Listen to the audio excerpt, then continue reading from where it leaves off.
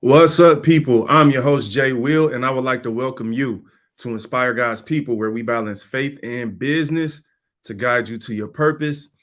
This is episode 202, Proving Your Blackness, a Christian Perspective. So, we're going to get into some controversial topics today. Things that I kind of been sitting on. I've been sitting back, observing what's happening in the world. And I'm going to tell you like this, you know what I'm saying? Just hear me out. I know like we live in a world, man, that's so tough to have some of these conversations because everybody want to be so triggered. But just so you know, I guess I should send I can talk people. I should send a trigger warning. We're gonna talk about some really controversial things today. I'm gonna try to do that from a Christian perspective, with some integrity, some character. Not like we're not gonna bash nobody or nothing, but I do want to like peel back some layers on some of the things that's been going on in the world, particularly for real in the last 3 years as race has become interwoven with politics and corporate and just America, and wrapped up in some other agendas as well. And you know what I'm saying? As a black man, I feel like, a black person, you know what I'm saying? I feel like, you know, I can talk about it, but I'm gonna tell you like this. If you're black, you might get mad. If you're white, you might get mad. And I really want to try to like really kick it on some topics in a way that maybe we don't usually kick it, especially publicly or honestly, because most people who talk publicly have some type of agenda that they're behind, so they gotta say certain things, and that's not how they talk for real at home or in a barbershop about a topic. So, look, at the end of the day, we're gonna try to tackle something that's really challenging, in the best way possible, but definitely speaking from a Christian perspective. I think there's going to be some value here for Black people, Christians, white people, Indian, Chinese, regardless of what your race is. We're going to be dealing with a lot of principles. You know what I'm saying? This is a principle driven conversation, but we're going to really maybe get into some things that are a little uncomfortable. And I'm not trying to be right. That's the whole thing about today. Like, I'm really not trying to be right.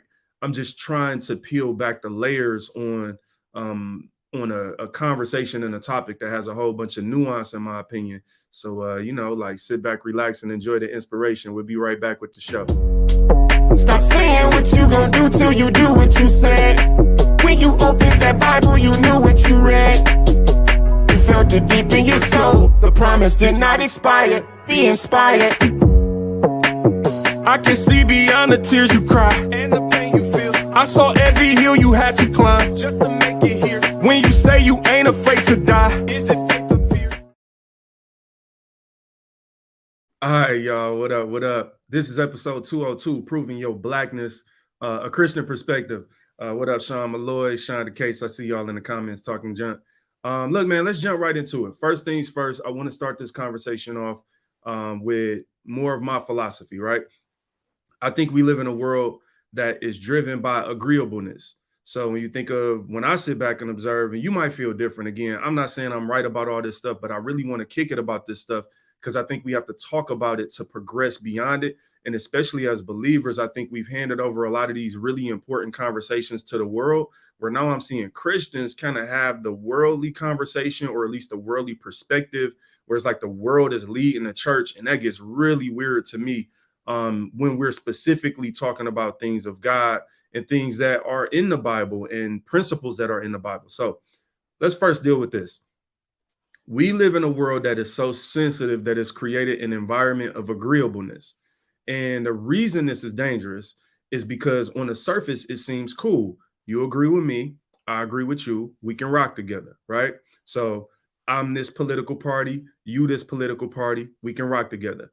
I'm this color, you this color, we can rock together, right? And with this agreeableness, this like kind of tendency towards agreeableness has done is created a society that doesn't value trustworthiness. All right, so hear me out. For some people, just the fact that like the title of this episode, like Proving Your Blackness, the moment that I say something that you disagree with, you will literally turn it off or get angry, or like this is one of those shows, especially like YouTube. I be getting weird comments like from people, and that's cool. But my point is, the moment you hear something you don't like, you lose your cool, you lose your emotions. You can't even hear somebody out because you don't like what they said. You don't agree with them. The reason this is a problem is because what that says to the mainstream media, to people with particular agendas, is like, yo, as long as I say what they agree with, I can manipulate them because they don't value trustworthiness. Do you know how easy it is for me to say something agreeable? All I got to do is sit back, for instance, and watch the narrative in the world. And if there's a particular narrative going around, let's use Donald Trump, right? Donald Trump is an easy topic to me. The narrative, or the it seems like the consensus for what people could say publicly, um, is that, hey, you are against Trump, especially as a black person, right? So then it becomes easy for me to sit back and look at that and be like, oh, we bashing Trump, that's cool, okay, all right, cool, I'll do that too. The problem is I can do that to manipulate you, to bring in other things, or to get you on my side, but you can't really trust me. You feel what I'm saying? Like, I sat back the last couple of years and watched people specifically curate messages so that people can like them. And here's my point. I would rather see your real hand. Like, I would rather know that we disagree if I can trust you. So here's my example. Let's say you, I don't want to even use, let's say you vote Democratic, I vote independent. Well, if I hear you out and I'm like, why is this person voting Democratic? And you know the reasons why, and you standing on some real strong reasons, and I know where you coming from. Like, all right, cool. We disagree, but we could be cool. I would rather that over a person that votes just like I vote, simply because the world told them to vote that way. So as it relates to media, for instance, like, we are just looking for a bunch of agreeable people and agreeable topics. And that's just not a realistic world, because on top of that, the moment we disagree with somebody, then we lose our mind and we not hearing them out.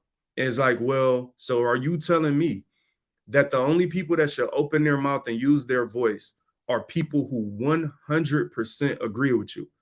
I don't even think that's possible, first of all.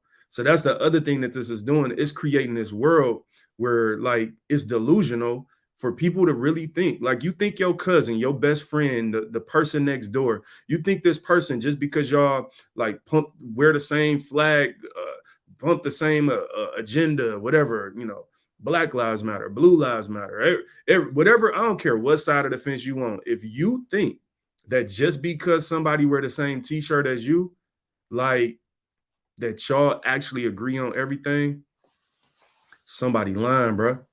I would rather know that a person, we agree on these three topics, we disagree on these two, and then you gonna challenge me, I'm gonna challenge you.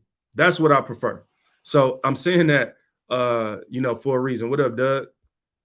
What up, Jen? How you feeling? I'm saying that for a reason, because I feel like what we've gotten caught into right now is that we're only listening to people we agree with, which means we're not getting the other sides of the story.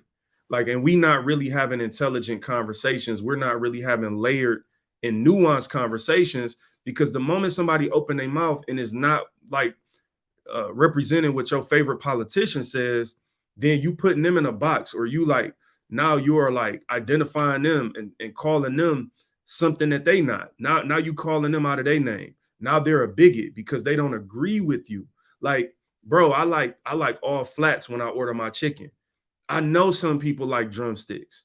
Imagine if just because you order drumsticks, I'm like, I'm done with you. I don't want to hear nothing you got to say, because you like drumsticks and we like all flats. We the all flats gang over here. Like, you can make a group out of anything, bro. Like, you can make a gang out of anything. Like, we wear this color, you wear this color. Hey, we on this side, you on that side. And I understand that as human beings, we're super tribal, and that's why we do this stuff. But we have to stop cutting people off simply because they disagree with us. If the person is trustworthy, I value that over agreeableness. Now, I'm not being literal like with everything. I know there's like, there's a lot of nuance to even that statement where you can go, oh, well, two can walk together, lest they agree. Come on, let's not be out of context. I'm speaking in the context of how we emotionally carry ourselves throughout the world and how we interact with people and engage with people. It can't be simply based on just fully agreeing with you. All right, bet it up. I love it. All right, so let's get into it. The first thing I want to talk about is I want to talk about Ja Morant. So if you've been following the NBA or not, again, you may agree or disagree with my perspective on this, but whether or not you've been following the NBA or not, Ja Morant is, I believe, a 23-year-old superstar player for the Memphis Grizzlies. He's one of the new up-and-coming players, the face of the NBA, one of the new faces of the NBA. So a person that has the opportunity to be the next, speaking as far as face, not talent necessarily, but Kobe Bryant, LeBron James, like the next, I don't consider Giannis the face of the league, but he has that kind of potential where he just got his own shoe, he just got some endorsement deals, and then he found himself a couple months ago in a situation right around 2 months ago on Instagram Live, flashing a gun in a strip club. Now, this is a young black man playing a sport. He's obviously a famous athlete, and this conversation got a lot of people up and down on different sides, really upset. So Ja Morant was suspended 8 games, which was a little tricky. He said he went to some rehab, and let's fast forward to this week or last week. He had went through all that stuff, and then just here 2 months later, he was on Instagram Live with one of his homeboys, and lo and behold, Ja Morant is on there flashing a gun. So this sent the sports world in particular, and probably other worlds, up in an uproar where everybody has their opinions. A lot of black people, like people mad at him, like, bro, you trying to act like a thug and you ain't about that life. And I get it. I've listened to a lot of perspectives, but there's some interesting things and layers I want to peel back on this.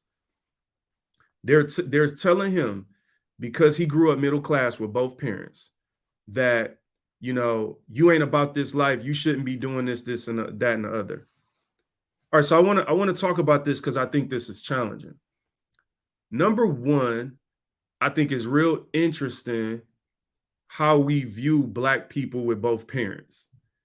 Now, I get all the statistics, I get the stereotypes and all that stuff, but it's interesting for me to hear people say, like, yo, you got both parents, you ain't grow up in the hood, you ain't about that life.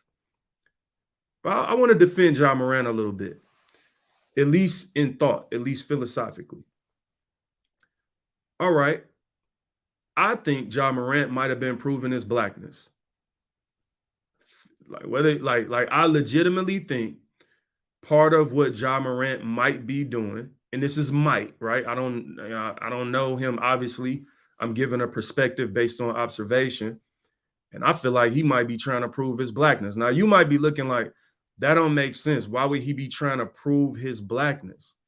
Well, I want to talk about some things in the black community and in the world at large that I think both blacks and whites and others can learn from this conversation, or at least maybe spark a thought, or maybe you disagree and that's cool, but hear me out.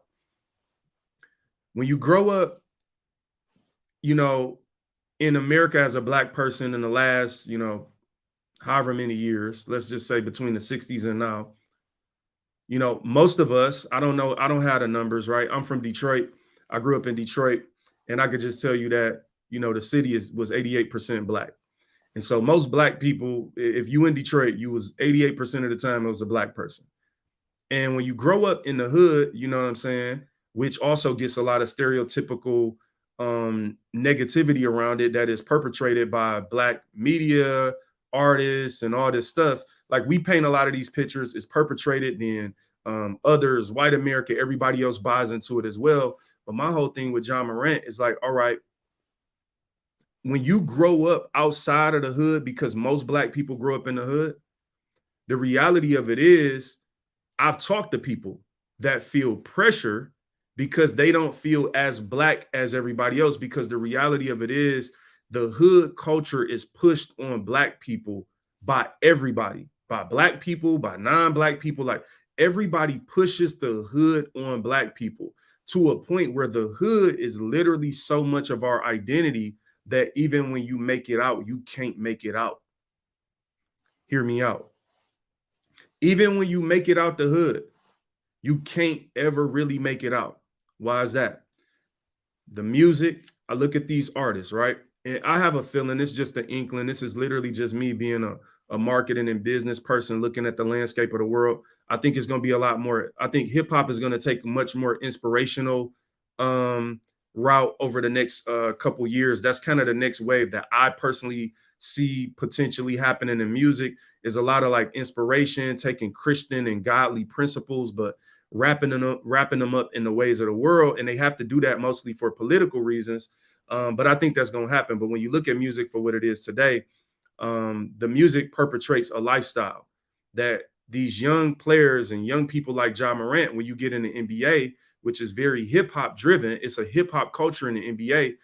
You start wanting to be what you see because all the songs is talking about what they do, what they did to get there, and what you ain't if you not them. And so when you grow up in a community or a culture of people that constantly elevates a certain lifestyle, a lifestyle of being hood, gangster, thug, who you would kill, what you would do, like if that lifestyle is elevated, people will covet that lifestyle. So when you have a young person like a Ja Morant who has both parents, even when you think about the way we talk about why he shouldn't be carrying a gun or flashing a gun, like it shows you deep down in the layers how it's almost like a softness associated with that, or you ain't really black, you ain't from where we from. So you talking, y'all go on these commercials and all this stuff and talk all this black stuff and all this like, and that is just you talk about it simply based on skin color. But then once we really start peeling back the layers, what you really talking about is culture. You really telling black people, if you ain't from the hood, you ain't black. And if you don't act like you from the hood, you ain't black. So that's why I believe we see a lot of these rich kids now who are taking on the cultural appearance of the hood, right? And we are calling that black culture. That's not black. That's not a skin color. That's culture. That's like based on where you at in society. You feel what I'm saying?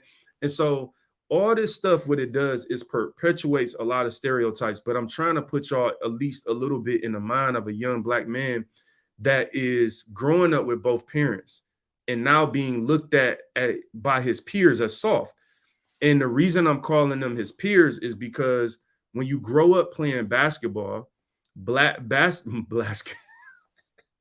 I was white, that'd be horrible. That'd be a clip. Basketball. When you grow up playing basketball, that's horrible.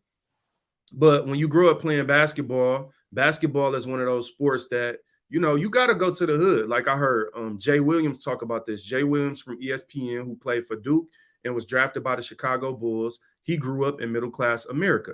His father was an executive at, I think, American Express or something like that. So Jay Williams is a perfect example of what I'm talking about. Of like, people will even now like be like, oh, he ain't black enough. And what you're really saying is culturally he ain't hood enough. But when you do that, you put pressure on people who are not from the hood to continue to live out these stereotypes. And part of the reason why is because we never actually teach people how to be successful, how to move in the world. And even the people who learn it, and they are not being honest because there's monetary value in perpetuating the hood lifestyle. What do I mean? You take these major artists, I'm not even going to call nobody out specifically.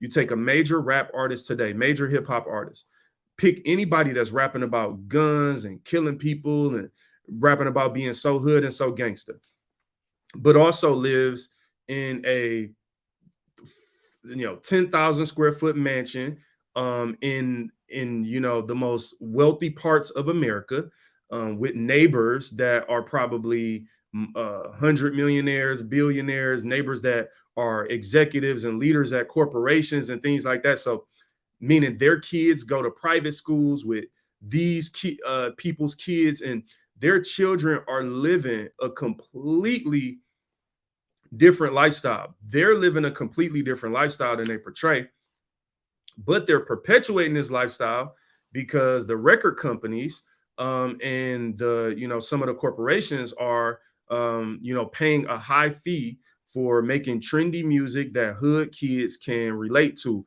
And then the hood kids go out and they live out your music while your kids grow up in a protected bubble in the best parts of society and affluent neighborhoods. They're growing up in diverse neighborhoods. Their friends are of other cultures and races. These black kids are taking all type of other cultures to prom. Most of the time, I'm just being real. Again, we're gonna talk about some uncomfortable things, but not from like, I'm not trying to trigger you. Like this is like but we got to be honest. You feel what I'm saying? So hopefully y'all can understand the reason I'm saying what I'm saying. I'm trying to take control of these things from a Christian perspective, but some of it is uncomfortable. And so I got to be real with you.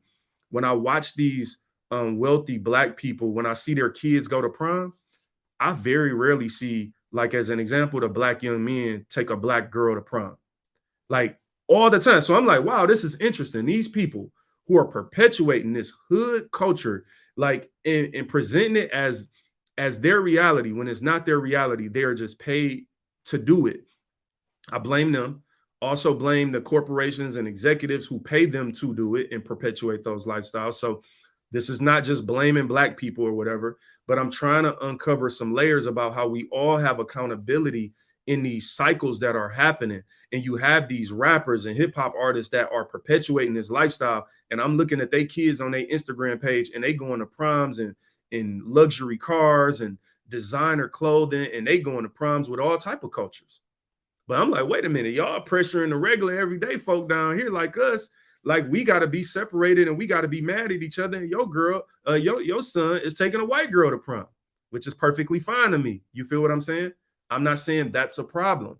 I'm saying it's a problem to perpetuate it as a problem so that normal people in society are buying the mess and living out the mess while you're in the Hollywood hills living the luxury lifestyle with all types of cultures. You're doing business deals with all types of cultures. Meanwhile, young black people like Ja Morant are trying to prove their blackness. Do you feel what I'm saying, people? I am on YouTube right now, Jen. All right, so that's the Ja Morant thing. That's at least some of it. Now, the reason I'm talking about this is because we have to get to a point where it's okay to be black, to be middle class, to be upper class, to be successful without perpetuating, even if you didn't come from the hood. Oh, I gotta say this. I gotta sip my water first. Sip my water. Oh, this is so uncomfortable. Don't worry. We all have accountability, white, black, everything. All right. So one of the more interesting things to me is what are we gonna do over the next 20 years when a lot more black people start not being from the hood? We don't know what to do with this. What am I saying? So take Klay Thompson, take Stephen Curry, Austin Rivers. You look in the NBA right now, right? In the NBA today, there are a lot of sons of NBA players. In high school basketball and college basketball today, there are a lot more sons of NBA players. This is a good thing to me. What does this mean? Why am I pointing this out? Back in the 90s, most players that made it to the NBA were first generation NBA players making it out of rough neighborhoods for the first time. And this is how they was going to make their mama rich and buy their mama a house and take care of their family. And that is the story of so many of us, who come from the hood, right? And so that's a cool story. I come from the hood. I'm not rich. I'm not NBA rich for sure. I ain't nowhere near it. But I might have made it out. You get what I'm saying? I might have made it somewhere in life. And as you start going to maybe different levels in life, it becomes uncomfortable because nobody has ever taught you how to live outside of the bubble. So imagine growing up your whole life in this bubble where things work a certain way and you have to survive in this bubble. You got to carry yourself a certain way. You got to act a certain way. You got to be willing maybe to do certain things, carry a certain aggression. And then you make it outside of that bubble and you have to adapt. And that's not really that comfortable for us. We don't know how to feel about people. So what am I saying? There are so many people, because so many people made it to the NBA, over the last 20, 30 years, they went and had kids and they kids grew up rich. So I think his name is Cole Anthony, play for the Magic. His dad was in the NBA. Again, you have Bronny that is in college now. Dennis Rodman's son goes to USC with Bronny. You have so many of these kids now, Klay Thompson, Steph, I mentioned, that they grew up, they not from the hood. So I like we gotta think about this. Like they not from the hood, bro. Steph Curry ain't from the hood. He grew up rich. Like, I don't know what to tell y'all. So why am I pointing this out? Pretty soon we're gonna have to start more and more dealing with like, yo, how do we teach people that it's okay, black and non-black? Like, we not all the same, and it's okay if you're not from the hood, because how can I make you prove something that you are? Philosophically, what I'm challenging right now, peeling back the layer, is the idea that being black is equivalent to being hood. I know some people, again, they like perpetuating this. They love pushing this because, you know, whatever they can gain from it, whether it's some type of clout from being tough or some type of monetary value or whatever. But the reality of it is we do society a lot of harm when we keep pushing the idea that being black is equivalent to being hood. Why do I say this? I'm going to prove my point. I see a lot of famous pro-black people do this, what I'm about to say right now. A lot of famous pro-black people, if a black person says something they disagree with, they openly say, yo, that person ain't black. Like, let's sell, you know what they say, let's trade this person and we'll take this person. And so what you're saying is black isn't about your skin color. It's not about your DNA. It's not about your ethnicity.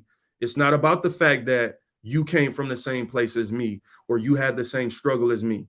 These people are pushing the idea that being black is about being agreeable to a certain position, whether it be political, whether it be social, no matter what it is that we're selling ourselves and our identity as part of some type of political agenda for the world.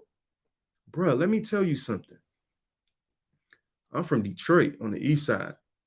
Our cars got stolen, guns got pulled out on me, fights happened. Like, I was chased by pit bulls. Like, listen, bro, I hooped in the projects. Like, you can't. If I don't vote like you vote, bro, you can't take that from me.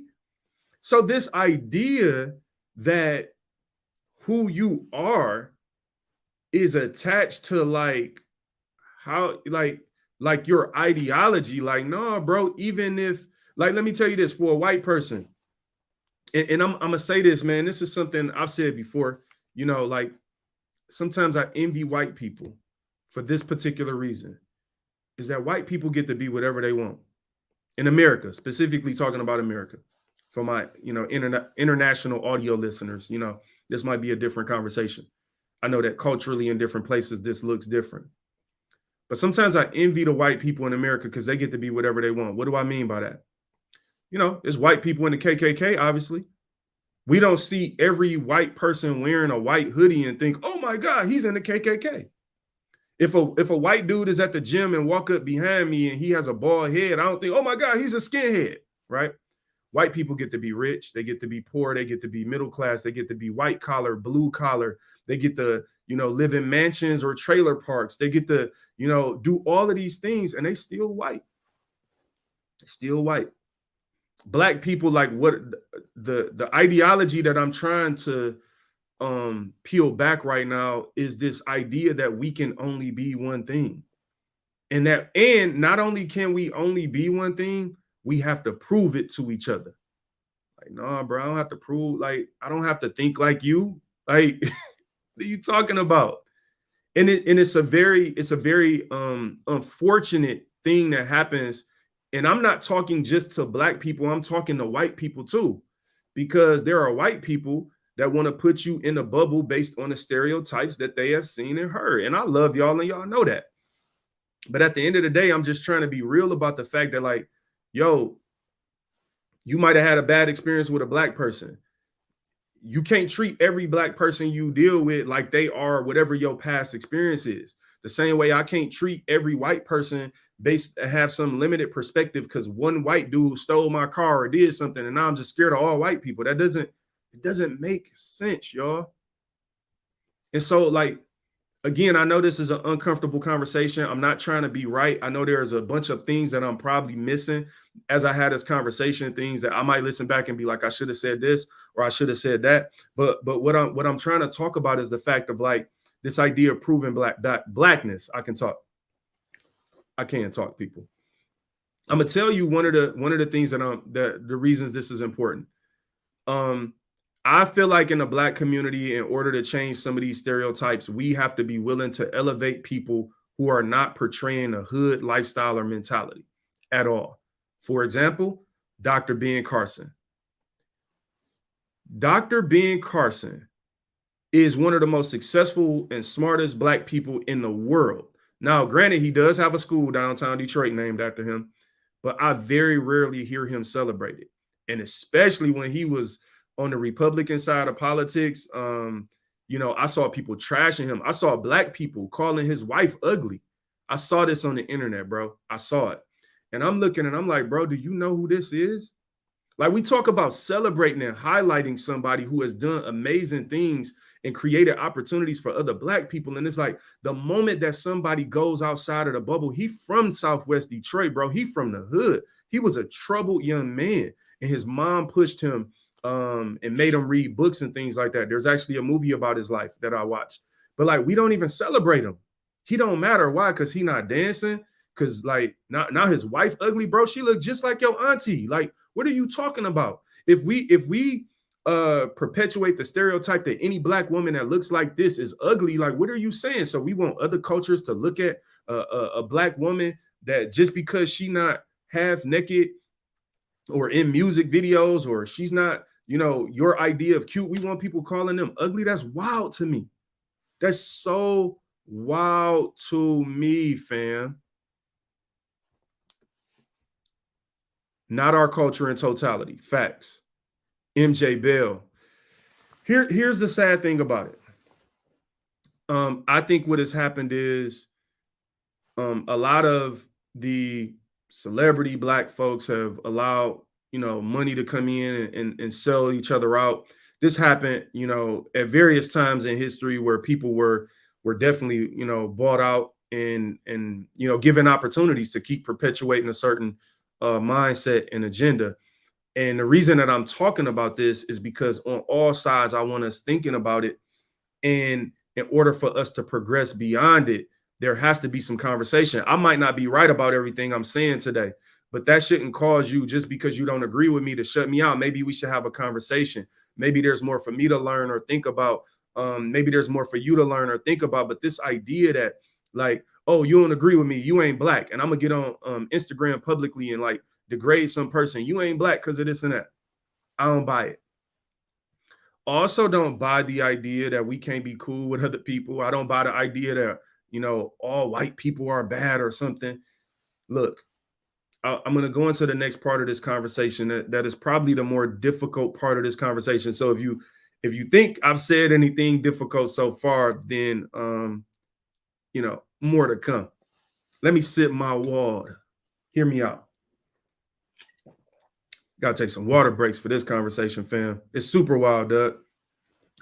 I want to talk a little bit about the impact of slavery on black people and white people in America. I think that we minimize the impact of things that happen to us in life. I've said this about the pandemic personally. The last 3 years, 2.5 years, however long that stuff really was thick and lasting, it was rough. And I don't think people often take time to sit down and say, how did this affect me? I've done that personally. So I've sat down, me and my wife have talked, and I've been like, all right, this is how I think it affected me. These are the things that I think I'm battling out of, or the bad habits that I've picked up. Or, y'all hear me always talk about the fact that like friends don't meet up anymore. Like, people don't interact with people as much as they used to. And these are some of the things that came about from the pandemic. Kids are not interacting. right? So maybe you like, no, I get with people, da da da. But your kids, they grew up in a different environment, and so we won't really know the effects of the pandemic for years from now. So I want you to think about slavery real quick. Again, this ain't like one thing I want to say is I don't believe in a victim mentality. It's not my way. It's not my belief. Nothing that I'm talking about today on any end, like this ain't about none of us feeling sorry for each other. So if you white, you don't gotta feel sorry. Oh my God, feel sorry for me. You black, you don't gotta feel sorry. This is about us progressing in a way that we have conversations, especially as believers and brothers and sisters in Christ, which I believe we are, no matter what color you are. If you believe in Jesus Christ and have accepted him as your Lord and Savior, you are my brother or sister in Christ, black, white, Chinese, and otherwise. So this idea that we're allowing just even our ethnicity to define so much of us and become limited by it is also alarming. But I think some of it too is because we're allowing the world to lead the conversation. The world is having the difficult conversations, and so they're manipulating it and guiding and influencing people to think a certain way. So I'm having conversations like these, again, not to be right, not to say, oh, I know everything I'm talking about. I'm giving a certain perspective, focusing a lot on the black side of the perspective because I'm black. Like at the end of the day, that has been my life experience. So I'm talking what I know and what I have lived, what I live every day, right? So here's the other side of it. Civil discourse. I could not agree more. I couldn't agree more, MJ. All right, so I want to talk about a little bit the impact of slavery. So just follow me. Hear me out on this. You know what I'm saying? Don't tune me out. If you take something for 400 years, let's just say we started today, and I said, I'm taking everybody that's over 6 feet tall. If you're over 6 feet, we're going to take you down to a field in Georgia. We're going to chain you up. And for the next 400 years, everybody that's 6 feet, you're going to be enslaved. And then if 400 years later, they became free. And then I started creating laws against people that's 6 feet. Here's what I want you to understand, the impact, I believe, of slavery. It did a number on Black people. We know that. I believe that. I believe that we still see some of the residue of slavery today, because there's no way you can do that for 400 years and just expect in 100 years that it's going to be okay. Like, I don't believe that at all. I believe that the residue of it, because 100 years, hear me out, it's not that many generations. My grandmother is 86. Like, we are not that far removed from slavery as we think we are, which means we're not that far removed from the ideology or some of the things that people held on to. Did a number on Black people. It also did a number on white people. So did a lot of the things that was going on in the 60s. These things, let's just sit back and say to ourselves that these things did a number on us. There have been times in my life personally that I've had to sit back and change some of my philosophies or things that I believe or do in my life, because I had to actually realize, like, where did this come from? Why do I feel inferior? Why am I feeling, oh, I get it. Right? I'll give you all the easy one. Look no further than how most Black people historically have disciplined their children versus white people. Boy, Black, I'm gonna tell y'all right now, I know that, oh my God, people go to jail right now. Look, my grandma had us picking switches off of a tree to get whooped. I have been whooped with a switch plenty of times. Now, let me say this. I'm going to say it sounds worse than it is. Not that it ain't bad. But for me, when I look at it, if you have these people that are older and their parents may have been the first generation or second generation born free, right? What was the way for 400 years a Black person was disciplined if they did something wrong? They were whipped. That's what was ingrained in somebody's life for 400 years. You do something wrong, you get a whipping. Well, you set those people free. The only discipline they know is to whip, go get a tree. So it sounds crazier and crazier the further we get away from it. But I want you to understand something. That is a lot of people's reality. I know for me growing up, I'm just keeping it 100% with y'all. Like, Bro, I was looking at white people getting put in time out. I'm like, whoa, what are they doing, buddy? And no disrespect, y'all, no disrespect, but I'm just telling you, culturally, where I came from and how I grew up getting whooped, I was looking at y'all like, oh, he not about to listen to her. Bro, listen, if I would have gotten a time, oh, bro, that would have been the life. I was getting whipped. Whipped. You feel me? And so what am I saying? The older I got, now at first I used to say, like, yeah, you know, you gotta whip them, like da da da. The older I got, I'm like, wait a minute, hold on, bro. Like, I'm not telling you how to discipline your kids, by the way, but I am telling you how I think through it. And I also don't have children, so I haven't had to deal with this personally. I do have nieces and nephews though. And one of the things I realized as I got older and really started looking at, you know, I'm not a history buff, but I've looked at some history and understood some things about slavery. I've read some books, Booker T. Washington, Frederick Douglass, their autobiographies. And I'm like, yo, I believe whooping your kids and feeling like that's a rite of passage is a residue of slavery. I believe that my grandma, because her mama did that to her, my grandma 86, again, think about that. Like, if somebody born in the 1940s, then that means her parents might have been born in the 1920s and their parents might have been born right towards the end of slavery or the first people free. So that's 3-4 generations. You only three to 5 generations away from slavery. And so depending on how old your family is. And so my point is they just passed down what they knew. Right? So why does this matter? Why am I saying this? I'm going to tell you why. So I look at how we're talking about proving your blackness, right? But we got to peel back these layers to understand it. One of the things for me, let's fast forward a little bit and I'll go back. Now I've been working in corporate America for 16 and a half years.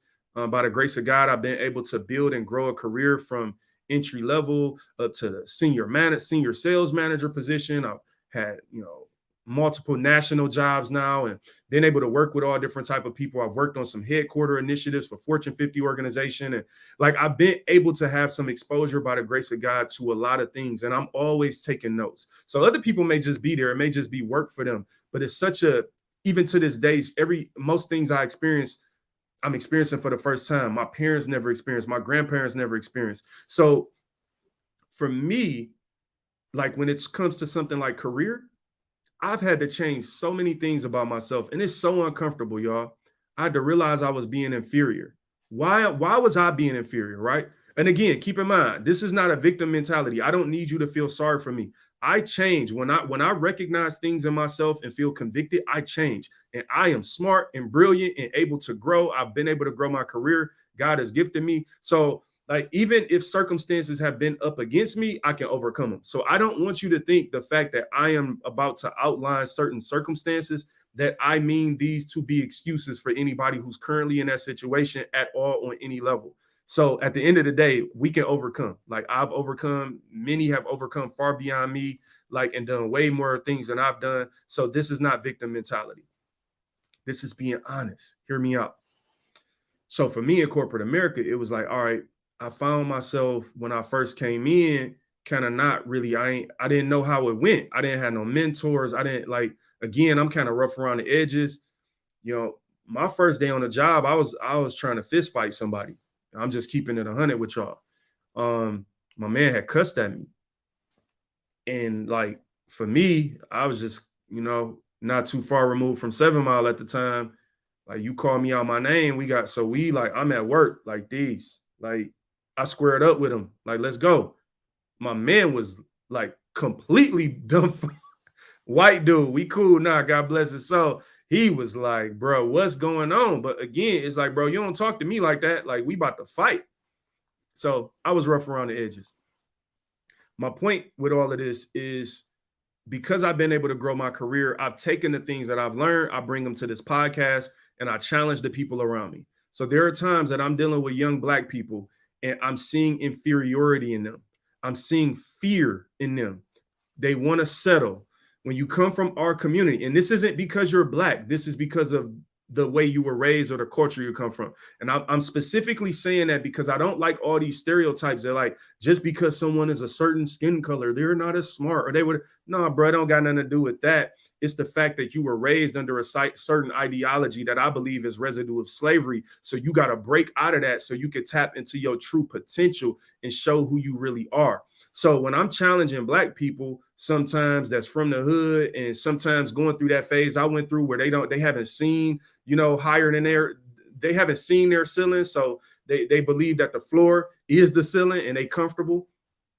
One of the things I realized is like, okay, there's inferiority, there's passiveness, there's fear. Well, a lot of us were raised to be well behaved. Hear me out. I'm not saying that it's bad to be well behaved. Do you feel me? I'm not saying it's bad to be well behaved. But what I'm saying is, if we come from slavery where everything is yes, ma'am, yes, sir, serve. Like, and again, I know serve can be a positive word, servant leader, a servant of God. Hear the context of what I'm saying. We come from this ideology of being less than and serving. Yes, sir. Yes, ma'am. I's there, master. And I believe that even once Black people were freed, and you just happy for freedom. I'm just happy just to be free, master.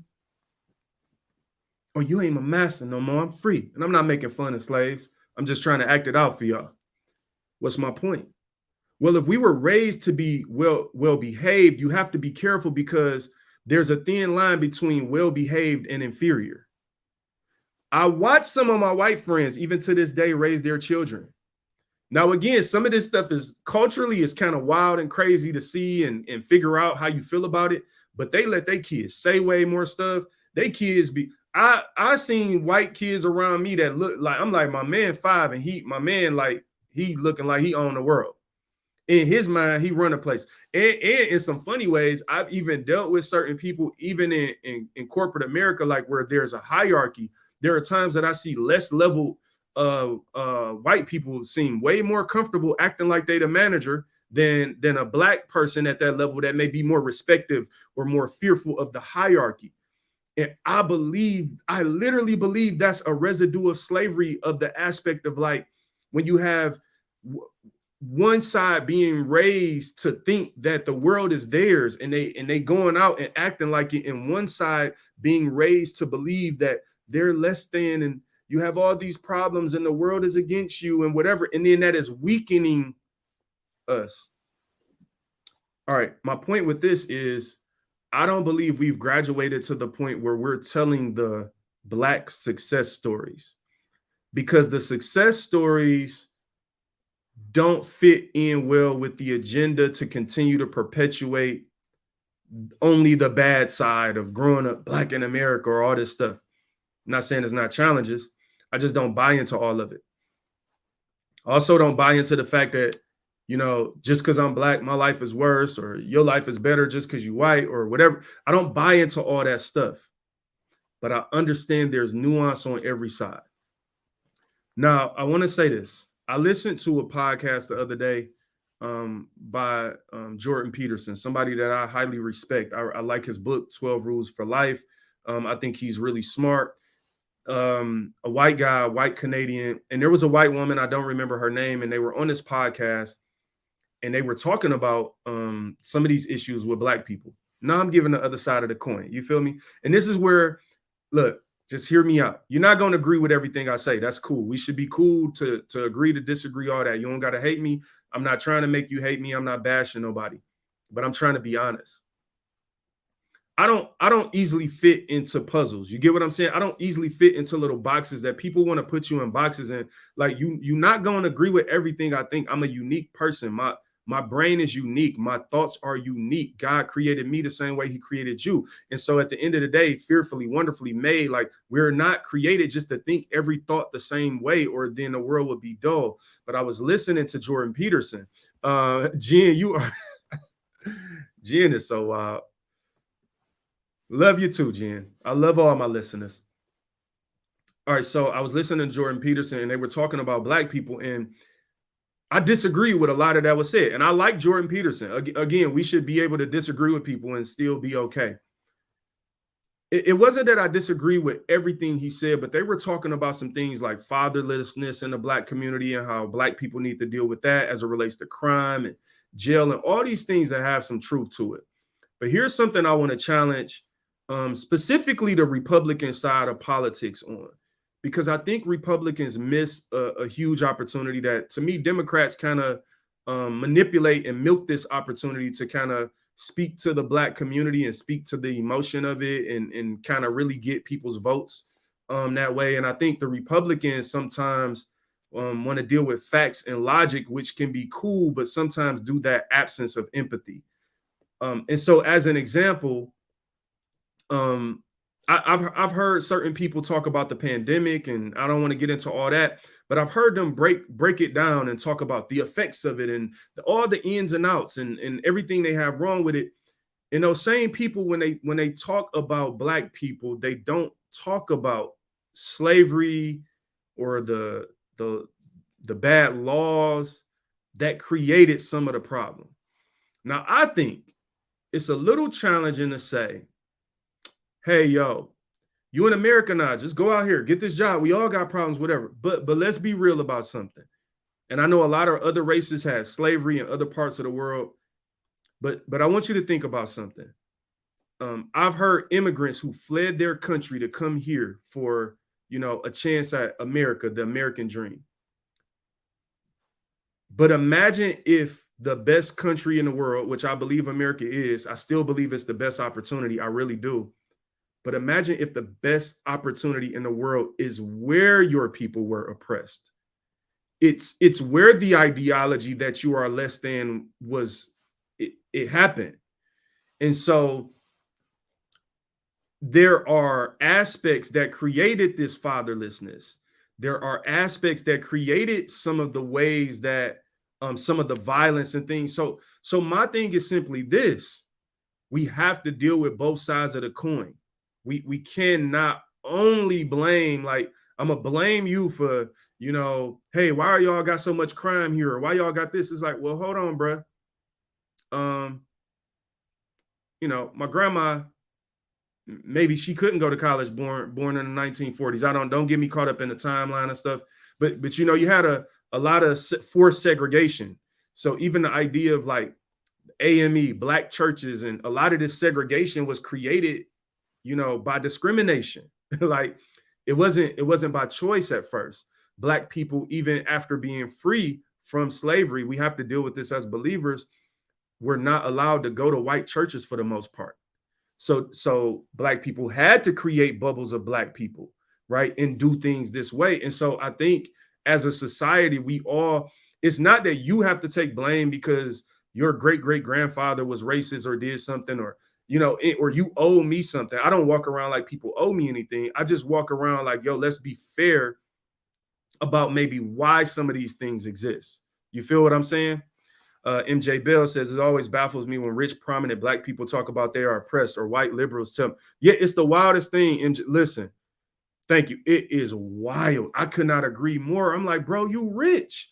Okay, so this is what I meant when I said we have to start telling the Black success story. Because Black people, what we're doing is we're getting successful and we keep retelling the same story. It kind of reminds me about movies these days. You know how they don't really come out with a lot of new movies. They just keep remaking old movies. I'm like, we don't got no new ideas, bro. Like, come out with what's the new thing? Show me the new thing. Show me the movie about the Black guy that's an executive that never sold dope, that didn't make it out of the hood. These are the stories of the future, because again, Steph Curry ain't from the hood. Klay Thompson ain't from the hood. A lot of these NBA guys are no longer from the hood because their daddies were in the NBA. A lot of them, their mamas is white, their families is white, dudes is mixed. Like, you got to live with this. Like, we don't have to perpetuate, but this is what happens when you allow the world to keep that narrative going. And where I want to challenge all sides of it, my white brothers and sisters as well, is you have to be careful how you fight this stuff. Because I'm seeing, this is what I'm seeing, y'all. Again, the same thing on opposite sides. I'm seeing some white people be so angry. Let's deal with diversity and equity and inclusion for a second, right? We're going to touch on it from the Black perspective. I've heard this personally. So I'm talking about personally. I'm not talking about what the rest of the world is talking about. I've personally heard some white people complain about, like, he got that job because he was black, or they're trying to fill this diversity number. Now, again, this is a very nuanced thing. It reminds me of like gentrification. These are not easy conversations, and everybody tries to talk about them in this black or white fashion. But I'm like, this isn't black and white. I agree with certain aspects, I disagree with some aspects, and I don't even know how I feel about others.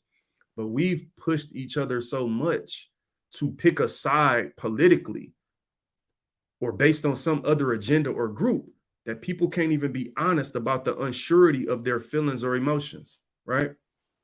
And so that's kind of what we've done and what we have created in society with pushing people throughout these things. But when I think about diversity, right? So I heard white people complaining, and I was just like, wow, that's interesting. Thought it was really interesting. Why? Because there was also a very long period of time, and still exists, where people were passed on jobs specifically because they were black. So this to me is a conundrum. I'm gonna tell you why. Because the question is, how do we fix this stuff?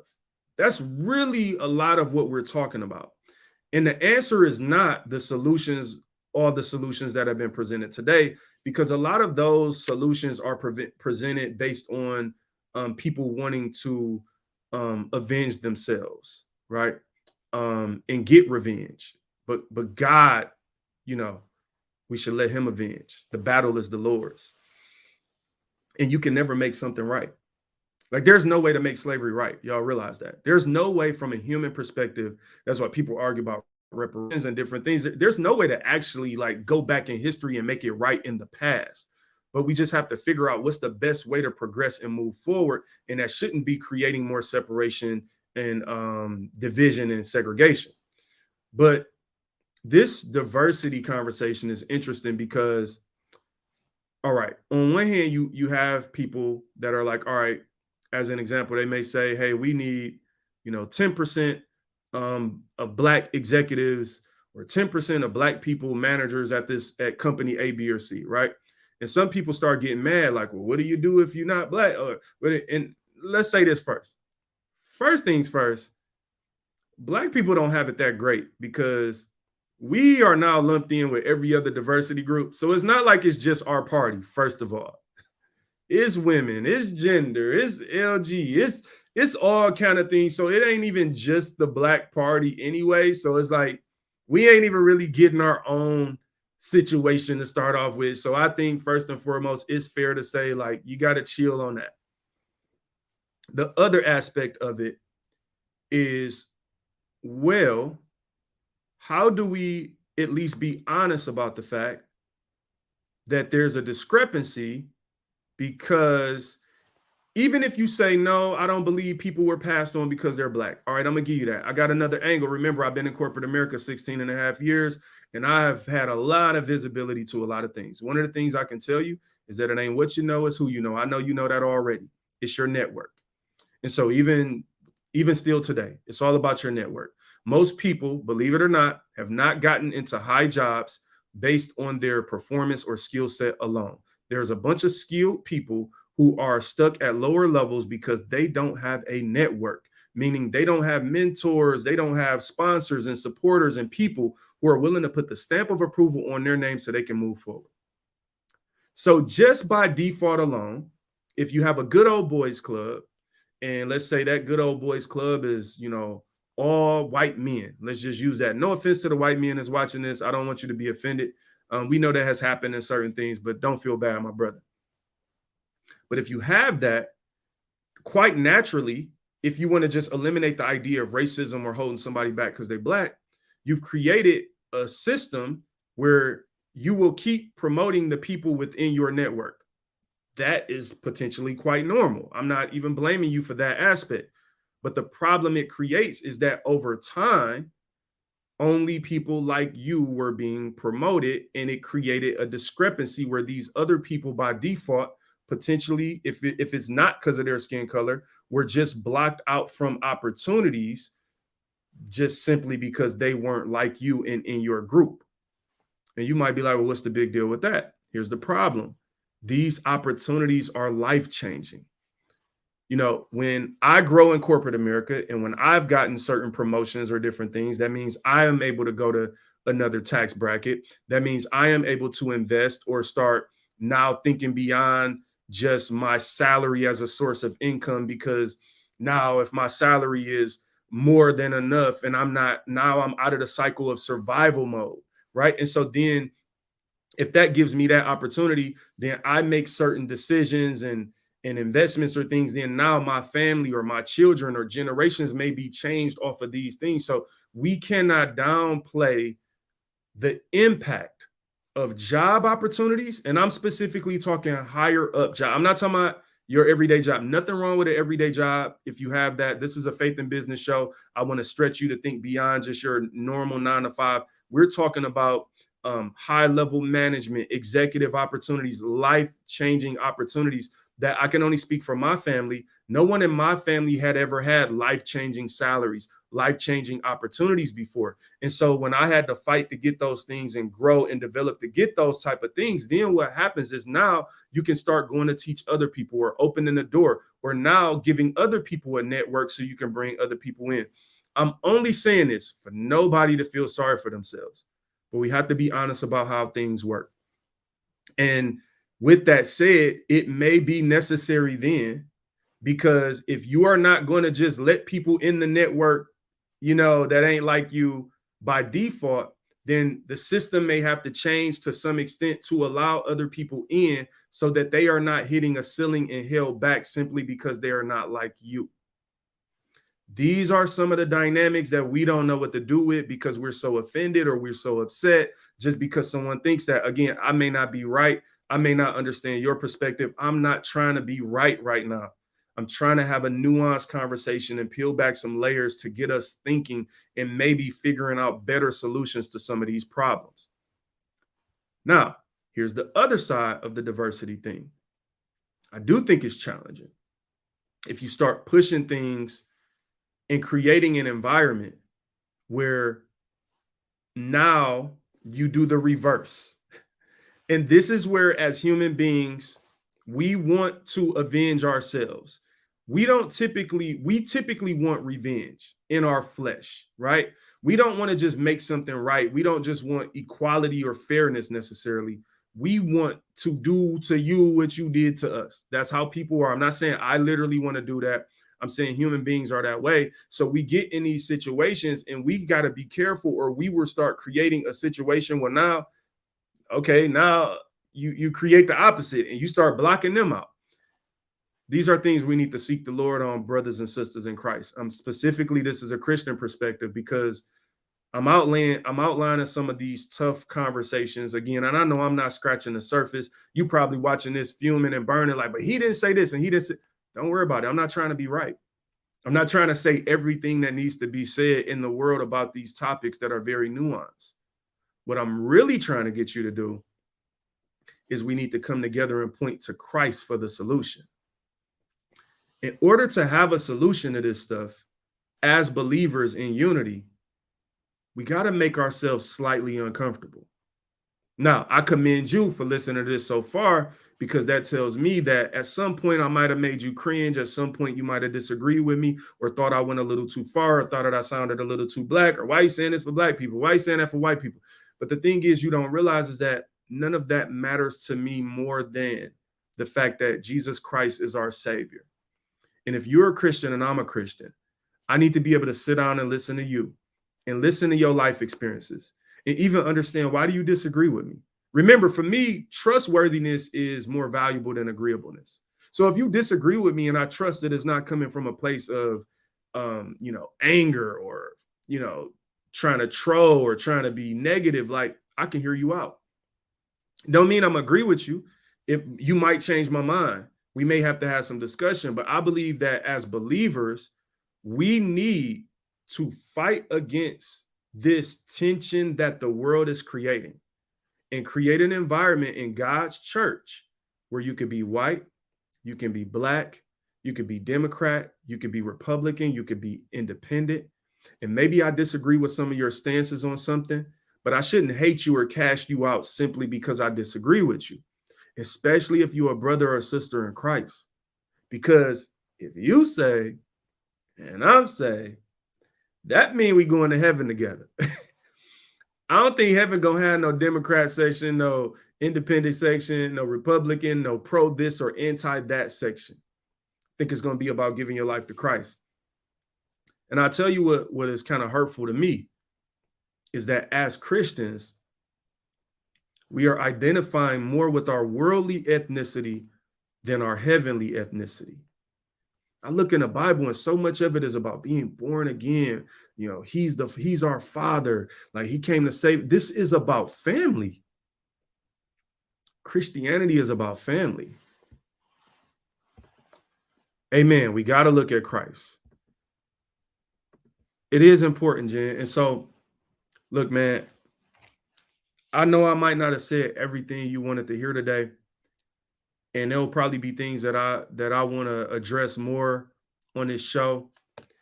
Again, I'm not trying to be right, man. I don't think I'm just the most right person in the world, but I'm trying to figure out how do we start engaging these conversations as believers. And if I never am able just to share with you, it's like, yo, this is my experience growing up as a young Black dude, making my way and finding my way in the world. These are some of the challenges. These are some of the thoughts. These are some of the experiences. These are some of the cultural things that I'm up against. And again, some of that is internal pressure. Black people always want to, like, we want to kick somebody out the race in a minute. Like, you ain't black if. That whole idea is savage to me. It's savage.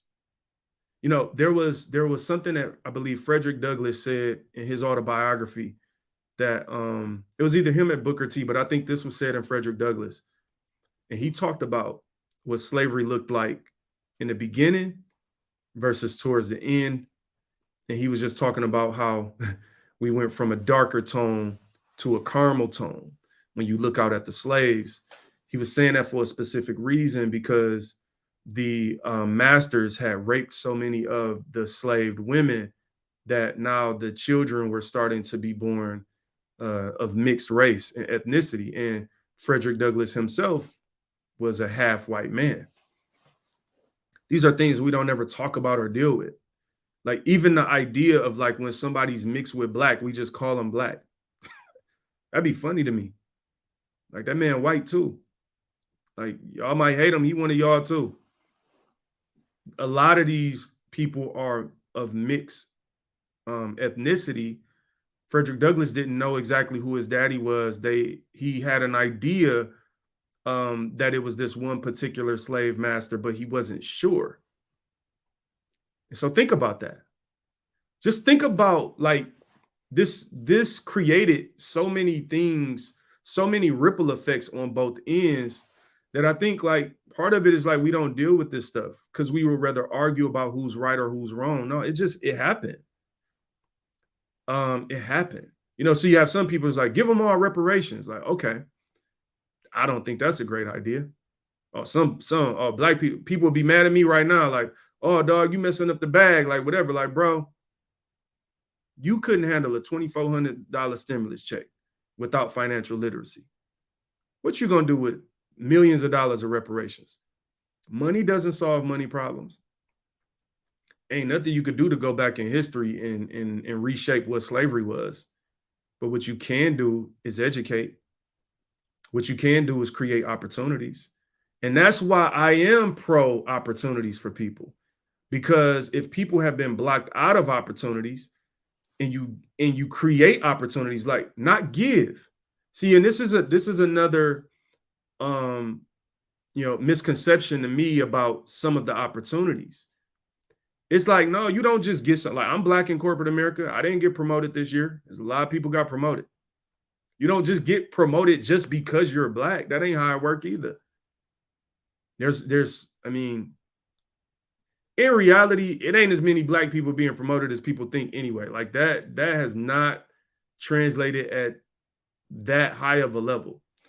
There's been some improvement. But look, bro, we all have to deal with the different nuances of all this stuff.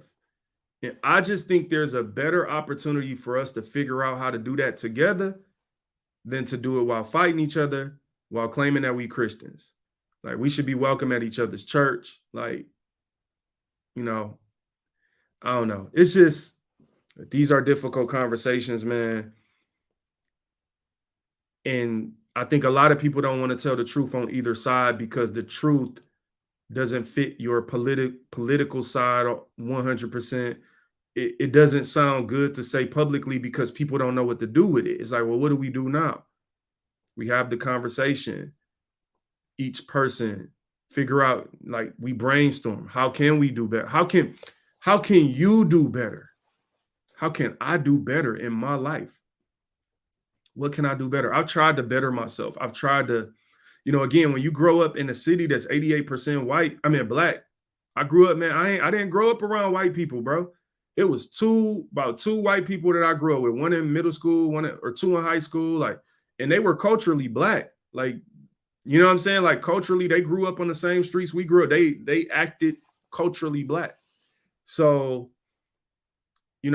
for me coming into corporate America, it was a challenge to, like, try to open up and try. I still struggle in some ways. I'm just being real with y'all. Like, I still struggle some ways connecting with people who are from different places culturally. And, like, it's like, maybe it's not as easy for me to just naturally communicate with them or understand or whatever. So there's a lot of dynamics, but I don't need no pity. I'm here to figure it out. We gonna go up. That my whole thing is figure it out and grow. Like, there is greater in you, regardless of what you are, who you are, like what circumstances you were born with. Like, you can grow. And that's why I don't want us. I'll finish up in saying this. The reason I don't want us to continue to perpetuate that just because we're from these tough situations, that, hey, we got to always be from the hood, or if we don't act like this, we ain't black, or we like no, because we making other people think that. And so they looking at us like they watching a BET movie. It's like, bro, I'm not that character. You know what I'm saying? Just like I don't think every white dude is Tony Stark. Like, bro, trust me. Like, I am not the villain. You know what I'm saying? And so I just think we all on every side. Hopefully there was enough blame to go around because everybody gets so triggered. You know what I'm saying? If you hold anybody accountable, but I think there's accountability for whites, blacks, others, like people in leadership. If you a leader, there's accountability for you to figure out what is the right way to do these things, especially as a believer. You feel what I'm saying? What you say, Jen? I think the truth sometimes takes some examining our own hearts, and that can be tough. And I agree. And that's why I opened up with talking about agreeable versus trustworthy. We would rather listen to somebody we agree with because it doesn't cause us to have to examine ourselves. But when we listen to someone we disagree with, we have to examine and think through. And I'm gonna go back real quick to the Jordan Peterson point on the podcast I was listening to. It wasn't that the things they were saying, some of them weren't true. I'll tell you specifically the problem I had with their show. They were only talking about black people through the lens of data. And this is a mistake that I think sometimes Republicans can make, because data is good. Data can lead you to facts, right? But what happens is, if I'm only data to you and there is no relationship, then there's a coldness to that, right? So I'm gonna give you this example. Imagine, let's take a third world country, any third world country, right? Imagine I've never been there, the Philippines. I've never been there. And I don't know what it's like to be in the Philippines. But I look up data online about the Philippines and how certain people became in a third world country. And so it's like, then I start talking about them as if they're not people, they're only data. That's challenging to me.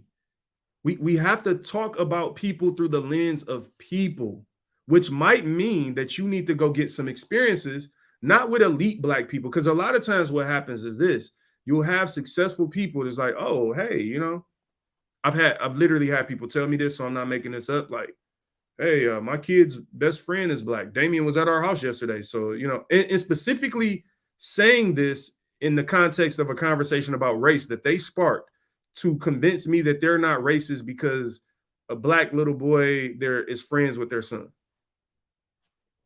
sir, ma'am. Like that means nothing to me. Um, Again, you need different experiences with people who are not from where you're from or at the same social class or whatever, because we need to view people as people. We need to view homeless people as people. Homeless people are not just a statistic that you just talk about. Go and volunteer at a homeless shelter like a lot of people do. Go and volunteer with some type of organization where you can get in the midst of these people so that they are not just data to you anymore. So my biggest problem with the Jordan Peterson conversation was it was, two white people having all these conversations about everything that's wrong with black people. And again, some of the things were true, but I'm just like, yo, I could tell y'all ain't spent 5 minutes around no black person from the hood, or y'all ain't spent 5 minutes in the environment of the data that you're talking about. And I just think when you spend time with people and know them as people, so I'm gonna give you a straight up example, right? You can look up data and say that, hey, 50% of black people without a father, the men grow up, or 30% of black men without a father grow up and go to prison, right? Without their father in the household. So if you keep perpetuating that data, then every time you see a black man without a father, you see him as the data. But here's the difference. Let's say you become friends with a black person that grew up without their father, and they invite, and you go to a barbecue with them, and then you experience the case study in real life, and you experience like, oh, the food was good, we danced, we laughed. Oh, but he didn't have his daddy. Oh, but so I can't look at every person that don't have a daddy as whatever. Like we gotta like stop making the stereotypes reality without experience. And I think that goes for black people too. You can't view white people. I've heard this too. I've heard black people say this. All white people racist.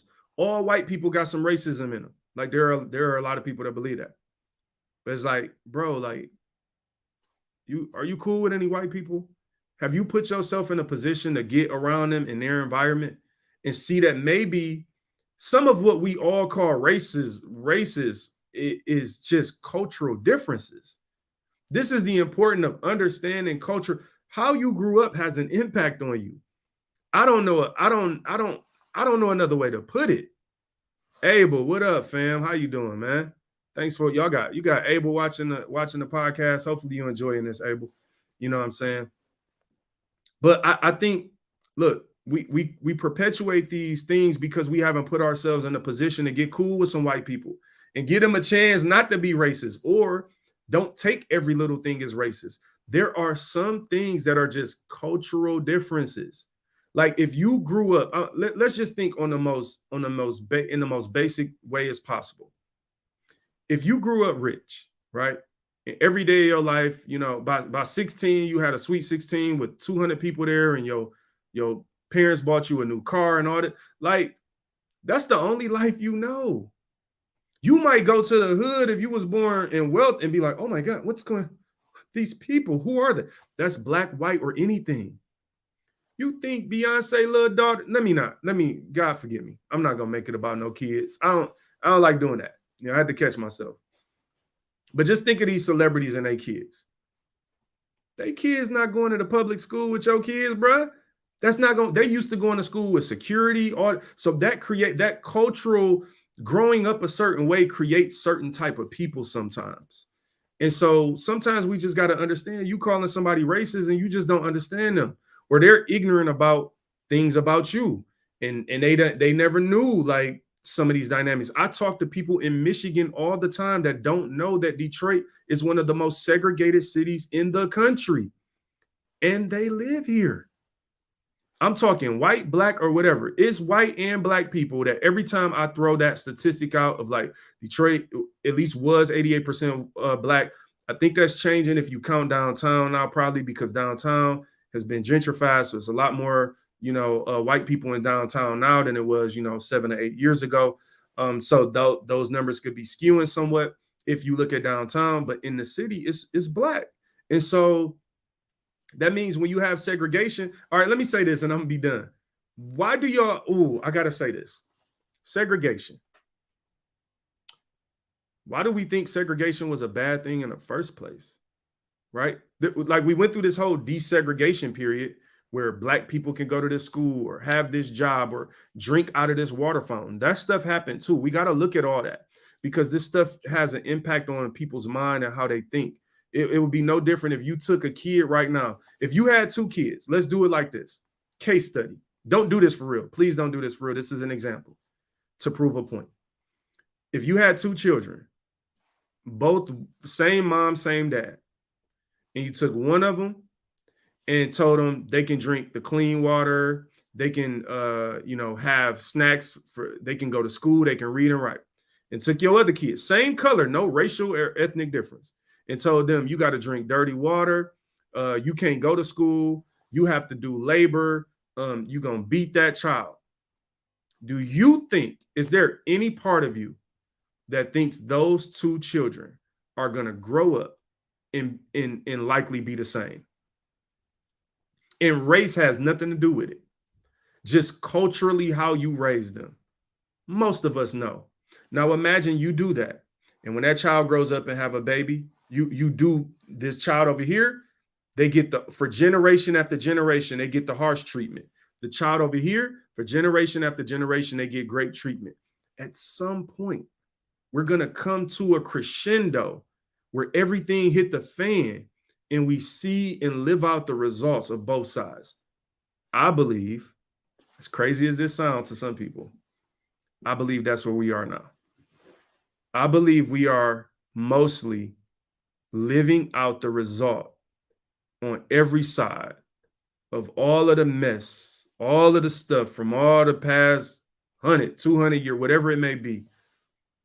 And I think the world is taking advantage of it because they're seeing an opportunity to push their agenda, to push their politics.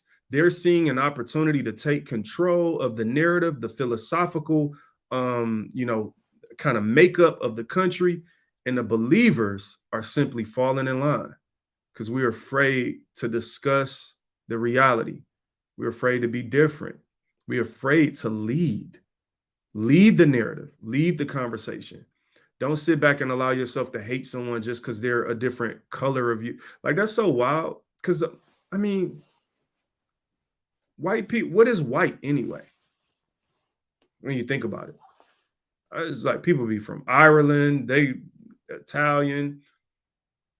We're just calling them the color of their skin. What is black? Like, there's some people from the Caribbean, from African descent, from Hispanic, Mexican, Puerto Rico, all this stuff. It's like, bro, we all like internally, we are all mixed up a whole different kind of way. It's like if you make some cornbread and throw a little jalapeno in it, and I make a cornbread and throw some onion in it, it's like the corn and the bread might look the same. It's going to taste a little different. That's good. We're unique. So even when we try to box each other in, it's like, oh, you black, you got to think like this. Oh, you white, you got to think like this. Y'all got to hate each other. It's like, bro, hold on. I got, you know what I'm saying? Some little jalapeno over here. I don't know. I got some Hispanic in my background. Oh, you over here. It's like, okay, cool. I got some Irish in mine. Like, we are different, y'all. And that's a good thing. Stop trying to box people in. You feel what I'm saying? What you say, Jen? Abel says using washcloths is a poor person thing. Is that? You know what, Abel? I don't even know how to take. I don't even know what that means, bro. We're gonna have to get Abel. You know what, Abel? We're gonna have to get you. I'm gonna have to do a separate webinar with you for that question. Now, I don't know. I don't even know what the question means. Maybe it is, and I just don't know. But look, the reality of it is like, we all have different experiences. And the biggest thing to me about white and black people, and again, there's other races too, so not to leave nobody out. But we all have these different perspectives based on how we grew up. And the real challenge is we don't know what to do about them. We don't know like how we feel about them. And the reason that I'm troubled by the world is because the world is just about narratives now. We're not about the truth. So things like gun violence, it becomes a narrative, meaning somebody could be a rapper that raps about guns all day long, but then make a post and say, hey, we must end gun violence in America. It's like, wow, that's very amazing to me. That is like amazing that you could even say that. But it's perplexing some of the things that people say and do now just for the sake of saying the right thing and being agreeable. And so that's the world we living in. But I dare to be different, fam. Look, man, I hope this conversation has blessed somebody. I don't think I know it all. I don't think that everything I said is just 100% fact because I said it. A lot of this is opinion and perspective and nuance and trying to at least share some things. You know what I'm saying? Abel agrees. What is it? What does he agree with? Abel, I believe, is Jen's son. Shout out to you, Jen, for having your son watching and listening to the podcast. And Abel, I appreciate you checking it out. And these are, hopefully helpful conversations, more so to get people thinking. Again, I'm not trying to be right. You know what I'm saying? I'm really not, like, because I don't think I'm just right. I think there's stuff I have to learn too. And I'm trying to learn as well. But I do know, I know how I feel about my experiences in my life and some of the things that I've seen. And I try to bring those things to the show. And sometimes it's challenging because people so triggered and everybody's so sensitive that it's like, man, you can't even share this kind of stuff because the moment somebody disagree with you, I probably lost 5 subscribers making this podcast, because it doesn't fit perfectly with how some people feel. So I get it. We live in such a triggered and sensitive society, but I think whenever you live that trigger, you position yourself for people to only tell you what they think you want to hear, which means you're not getting the truth. You're just getting agreeable people, and you can't really trust them. So it's like, I would rather you tell me when you disagree or tell me when you see something different and we talk through it, as long as it's respectful on both sides. We can talk through it and work through it. But this idea that you have to agree with me is just weird. All right, so Abel agrees with the amount of effort people put in just to say things that are agreeable. Okay, yep. And so it's a real thing. Like, so it's like you have to now be careful to say anything that you think that might be disagreeable because somebody might take it as your something else.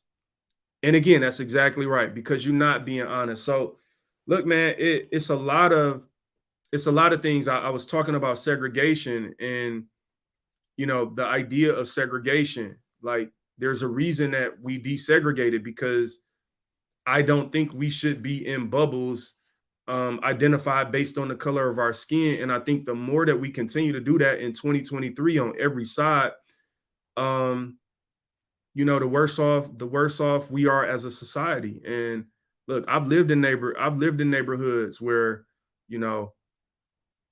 neighbors act like they ain't see me, bro. Like, I ain't exist. I'm talking about you standing right here. I'm not right here. And look, my grass is cut. My stuff, I don't live there no more. You know what I'm saying? My grass is cut. My house look good. And we out here, we chilling. And again, you don't know what stereotypes people dealing with, or you don't know if they just mean people. Like, sometimes, if I'm being real, you just don't know. You don't know what people's angles are. And that's tough too for all of us to know, like, is this person being mean to me because they mean, or is because I'm black and they don't like black? Like, there's a lot of thoughts that go through everybody's head with this stuff. And it's not easy, man. But I just think we got to be mature enough to start talking about it and peeling back the layers. And just think, a conversation like this today, this shouldn't be controversial. I didn't say anything to offend anyone. I didn't say anything out of pocket, but we're so sensitive. We could spin anything to be negative in nature, when it's like, truly the goal is to bring us together. And the only way to really do that is to start looking at why we really are apart and why we really are separate, and some of the things that have happened in our lives and throughout history to kind of drive a wedge between us. But I will have you know that even when I read these books about slavery, I'm going to tell you one of the most amazing things, and this is why we should read these type of books. One of the most amazing things that stood out for me when reading both Frederick Douglass and Booker T. Washington's book, and this is why I advise even white man, black and white, read these books, understand the history. You'll also see some other things. What stood out to me was that there was a lot of white people helping them. There was a lot of white people helping these black people, these slaves, escape, helping these slaves learn how to read. There was a lot of white people that had good intentions. So even in the midst of the darkest of times, There were whites and blacks coming together to build a school. Booker T. Washington built a school with the help of white people, with the money from white people. So kudos to those white people. Imagine being a white person living during the times of slavery and being willing to support black people. Man, that's crazy. So imagine if I'm treating a black people, a white person bad today just simply because they white. You white, your ancestors, you got to apologize because of your ancestors. What if your ancestor was the one that bought the school, fam? This is why stuff be weird. I done seen stuff on the internet with like white people like apologizing to black people. Man, I'd be like, dog, if you don't get away from me, if you do not get away from me, apologizing to me ain't how we gonna solve the problem. Me and you could come together to figure out how to help some kids over here or help create some opportunities over there, or I can help over here. Like we can help each other progress and move forward. But all this living in the past, like, man, we need to tell inspiring stories. We need to understand history so that we can understand how to build towards the future. But history will conflict with a lot of the things being said right now. I'm telling you, Booker T. Washington, some of his best friends was white. Some of the people he trusted the most was white. I'm just telling you the real. We gotta take it all, y'all. See, what we like to do is we like to pick bits and pieces of these stories and these experiences to curate our narrative that we want to push to either love or hate one group. And it's like, no, bro, listen, I'm telling you right now, regardless of what side of the fence you on with this stuff, if you the super pro black person and you think people be thinking they got it all figured out, go read these books. You're gonna find something to make you challenge that. If you're a white person that just think all black people is this way, whatever, black people ain't smart, whatever. Okay, buddy, you're gonna see some of these people in history, slaves, turn into some of the smartest and most brilliant minds in the world. That's why I tell people, don't tell me what I'm not, bro. Anybody who tell me what I can't do, I'm not trying to hear you. I'm not trying to hear it. Don't tell me what I'm not. Don't tell me what I can't do. I could do anything I put my mind to. I'm just as good as anyone else. I can learn anything anyone else can learn. Like, I do not buy this idea that I am less than just because I'm different. And I'm telling y'all, the reason I say that so emphatically is because part of the problem, I got to say this. Excuse me. Let me sip my water. I sip my water. My wah-wah. I don't know why I just said that, by the way. Wah-wah? Who says that? Are you a baby? Are you a freaking baby, Jermaine? All right, so let's think something through. I love case studies and examples, right? So here's one of the dynamics that people struggle with. A lot of successful black people want to tell the story of the struggle. Now, the story of the struggle is important to me because it is real. It's a real experience that people need to understand. And there are still people who need help and opportunities created and resources brought to them. So I do think understanding the story of the struggle is important. But here's where it gets tricky. Sometimes people tell that story so much that I've seen white people buy into it. And in buying into this story that black people have had it so hard and they're less than, that actually causes the white people to look at the black person as less than. So now they all feel sorry for you and they don't think you could do anything yourself. And they think everyone needs a hand and training wheels and an opportunity because you did such a good job at painting one side of the picture and didn't tell the other side of the story. You don't tell the Booker T. Washington and the Frederick Douglass success stories of how they made it out and endured, and when they were given opportunities or when they took opportunities, what they created from there, how they partnered with white people to grow and those type of things and became advisors of presidents. And those same white people look to them for advice and guidance. Like, those are some of the stories we have to tell so that we understand both sides of it. Yes, people are in the hood or they're challenged and they need resources and help, but no, they are not less than. Some people just need an opportunity to learn or to grow. And some people in the hood, and they just smart already. Like let's tell that too. We don't know why everybody's in the situation they're in, so we can't just look at someone and think they're all the same or that we got them figured out. And I'm not in the business of making people feel sorry for me, because when people feel sorry for you, they look at you as less than. And I am not in the business of allowing anybody to look at me as less than. So I don't like to tell those stories in a way that portrays me as like some, oh, hopeless loser that just waiting on someone to just, nah, bruh, I'm smart. Been smart. Been smart. A single man, what up? Some folks just need to push from their father or a father figure. That's facts. We talked about that a little earlier. And this is where, like, all right, so I'm working on something. I'm working on this series called The Millionaire Mindset. I'll give y'all just a sneak peek into something that I'm going to cover there. And over the next few weeks, I'm hoping to start rolling out at least, it'll probably at least be a 3-part series, a podcast, broken into 3 parts, but all around the millionaire mindset and how to change the way you think about money. Excuse me. And a part of that, I'll give y'all a sneak peek of this. I have a section of it, and this is more like, this is like life-changing, like it's a life-changing presentation, I believe, because I'm really giving like a lot of the detail behind how I personally came from nothing to at least something, at least a little something. I'm not nowhere. I'm not nothing crazy, but so many times we want to, how do you become a millionaire, a multimillionaire, 100 millionaire? How do you become a famous rapper? And sometimes we don't realize, like, sometimes it's about how do you get out of survival mode and become a well-being citizen that's able to take care of yourself and not live check to check and have, take care of your family. Like how do you have financial literacy, those things. So we're dealing with that. One of the things that we talk about in there is charity. Charity is something that I believe people have completely mixed up. And what do I mean by that? All right, what charity is and what charity isn't. Charity isn't intended to create wealth, but it is intended to create opportunity.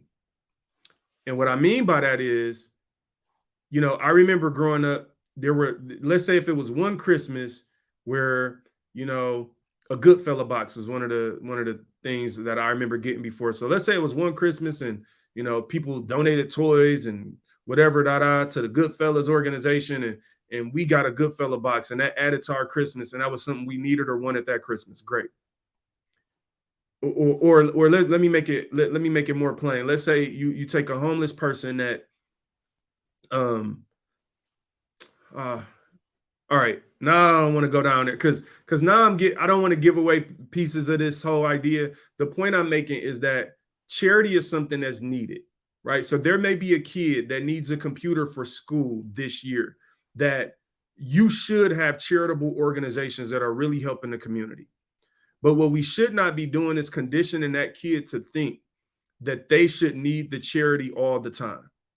Meaning, you don't want to raise the kid in a way where the charity is the expectation for them. You want them to take the charity and say, now you have the computer. Now go and do something with it. You don't want to need a computer every year from this organization. Don't just come back because it's free. Actually come back later and donate to it. I've been blessed by the grace of God to do that. There are charities that I remember that did things for me, and I got something from when I was a kid. And as I've gotten older, then I've been able to give to those charities. I've also been blessed to be able to make certain connections with other charities, some locally in Detroit, and leverage some of my corporate relationships to, okay, here's a donation to that charity. And I remember one year we raised a few $1,000s at a corporate event, and I was asked to find a charity, and I found a local Detroit charity ran by 2 Black women that was giving shoes to kids. And I remember to take them to check. It was such a blessing to me. It was downtown at a school to drop the check off, and to take them that check was one of the best feelings I ever had, simply because I know the feeling of getting something from the charity, but the charity is to create an opportunity, not to create an enabling habit of just living a lifestyle of feeding off charity. So that's one of the things we're going to talk about. And so those are some of the nuances and things that I like to deal with, Look, man, if you haven't learned anything else from this episode, hopefully you understand that, like, I like to deal in the nuance. I don't like to deal with all this, oh, black or white, or let's try to act like we know everything and I'm right, you wrong, all this. Like, I like to peel back the layers and really start thinking through some of these things in an in-depth way. Because if I'm being honest, some of this stuff seemed weird and fake to me when people just saying the right thing. I'm like, bro, you don't really believe that, dog. You don't really believe that, do you? I was out. Where was I at? Was this in ATL or Texas? I don't know where I was at. I did a lot of traveling recently. I was somewhere, man, and it was a group at the hotel that they was identifying as cats. Yeah, yeah. There's a group of people identifying as cats, and they was dressed up like cats. They was walking down the regular streets. I think that was downtown Atlanta, maybe. They identify as cats. Now I'm looking. Hey, I know I'm quiet right now, but I can't talk. What I'm telling you, yeah, Jen, they identified as cats. What I'm telling you is there's some stuff that I'm seeing in the world today, and I'm thinking to myself, oh, so we ain't talking because we scared and everybody's sensitive and we don't want to offend nobody, so we can't even say crazy stuff is crazy no more. You just gotta come on, bro. I don't think everybody believe all the stuff that they talking about. I think that some people just, you know, look, the digital world has changed the way that we communicate. It's changed freedom of speech. There's so much in America that has changed about um, what you can and can't say, how you can and can't feel. I just know for me, man, I'm not trying to prove who I am to somebody. Like, it's to the point now, like, you got, I remember a presidential candidate said a couple years ago, if you don't vote for them, you're not black. And I'm like, man, y'all just rocking with that, huh? Like, y'all just, that's cool. Somebody could tell me I'm not black. Like, a white person could tell me I'm not, but I got to prove my blackness through my vote. I think that's where we are as a society. I think that's where they're trying to push a lot of people, is push you that this is the black ideology. This is black culture. This is how the culture feels. So they give you the answer to the test and then tell you choose the answer we chose for you. This is how black people feel. All right, feel this way.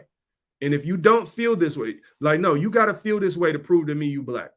If you don't feel this way, you're not black. Come on, bruh. What? Imagine, come on, white people, come on, follow. Imagine somebody telling you you not white if you don't do this. Come on, I'm sure y'all done heard that in y'all culture to some extent too. Like, come on, bro. Like, what you gonna tell me? Like, man, please. Listen, I had a good time, and hopefully, you enjoyed it as well. Share this show. Please do subscribe on YouTube at Inspire God's People. Share the show with somebody, people. You know what I'm saying? Tell somebody to listen to this. I know it's uncomfortable. I know you disagree with some aspects of it. Again, I might listen back and disagree with some myself. It wasn't about being right. I was trying to have a honest conversation to hopefully unite versus divide. And that's really the goal, is hopefully you understand that we can disagree and still be brothers and sisters and still be neighbors and still be co-workers or whatever. Like, but what was the most concerning to me is that there's this idea in the world now that if you don't agree with everybody, you can't even talk. Like, you can't even say what you feel if you don't agree. That's scary to me. That's or you're misclassified as something that, like, no, that's not what I'm saying. What I'm saying is that there's nuance. What I'm saying is that some things are not as black and white to think through, or I don't know how I feel about that. So, look, God bless y'all. Love y'all. Hopefully y'all enjoy this show. Got some amazing things coming, man. I'm still building. I'm super inspired right now, and building during these times, because I think God is really giving me some creative thoughts and ways to approach things. And I really want to share, man. I really want to share these experiences with people. And sometimes it's hard to help people because people so triggered. You feel me? Chris Jones, what up, bro? Super scary times, my brother. Hopefully everything going well your way, man. But look, man, share the show with somebody. If you're coming in late, check it out from the beginning. Check us out on YouTube because I chop these shows up and share them in short clips for you to digest. Also, the Inspire Guys People the Podcast Facebook page is growing. You know what I'm saying? We just crossed over 1,000 followers on that, which we've just been pushing over the last 2 months or so. So I'm feeling good about the growth of the show, more people coming in, listening, but also I'm grateful for you. This is about community. This is a place for Christians to believe, to think, to feel free to be who you are as a believer and not have to suppress your faith in Christ as an important part of your life as you think through your politics, as you think through business, as you think through faith, your church, whatever it may be. This is that place for Christian creatives, entrepreneurs, and believers, business people to really try to figure that out and talk it through. And it ain't just about me being right. It's about you sharing your perspective. So I welcome your comments. I welcome your emails. Hit us up on Instagram at Inspire Guys People. Look, share your feelings and thoughts as you listen back to this show openly. Share it with some friends. Even if you disagree, shoot me an inbox. Tell me, share with me like how you thinking through something. We don't have to argue, man. This is about conversation with the ultimate goal of growing the body of Christ so that we don't let the ideology of the world seep so far into the church that it separates us or just weakens us, right? Because I'm going to be real. I see a lot of Christian leaders, especially like gospel artists and stuff. And I'm like, man, like gospel artists stay in the news for everything but the gospel. No shade, no offense. But I'm like, bro, like, y'all ain't even talking about God. I'm seeing gospel artists and I don't even want to get into it. But every time they pop up on my screen, it don't got nothing to do with God. I'm like, y'all just, what y'all doing, fam?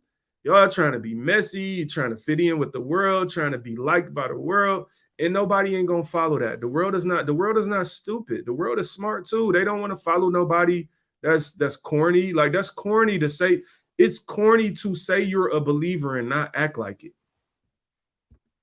Do you feel me? Jen, like it's really corny to say I'm a believer and then don't act like it. Like, bro, what is y'all doing? And so, you know, man, look, these are the things in the world we living in. Anytime a lot of these gospel artists speak about tough issues, they just say the same thing the world say. I'm like, bro, you can't tell me if I ask 10 different people, hey, how do you feel about civil rights? You're not going to get 10 of the same answer. You lying. I should have named this episode, You Lying. Prove to me you black. Agree with me. Come on, bro. No, I see it a little different, fam. You know what I'm saying? Like, that's cool. You see it differently. Maybe I change my mind too. Like, that's the whole thing. Like, maybe we have a conversation. Maybe you challenge something. And maybe I'm like, yo, if I have integrity and character and I'm open to hearing what you're saying, maybe I look at something differently. But if you just mad and triggered and cut me off because you disagree or I grew up different, like I said, we ain't gonna get nowhere. I still listen to I Rock with Jordan Peterson. I use his podcast as an example because I didn't necessarily like the way they did the one show, but he got a bunch of dope shows. I like Jordan Peterson a lot. You know what I'm saying? Can only serve one God, fam. That is for sure. Look, love y'all. God bless y'all, man. This show was intended to be a little longer than most because I had a lot to say and I didn't want to rush it, but I'm excited for Next to Black. You know what, Jen? I'm about to get out of here before you offend me. I'm joking. Look, God bless y'all. Love y'all, man. Share the show. Thank y'all so much for listening, commenting, and just engaging in this conversation. Please share your thoughts as well, man. And having a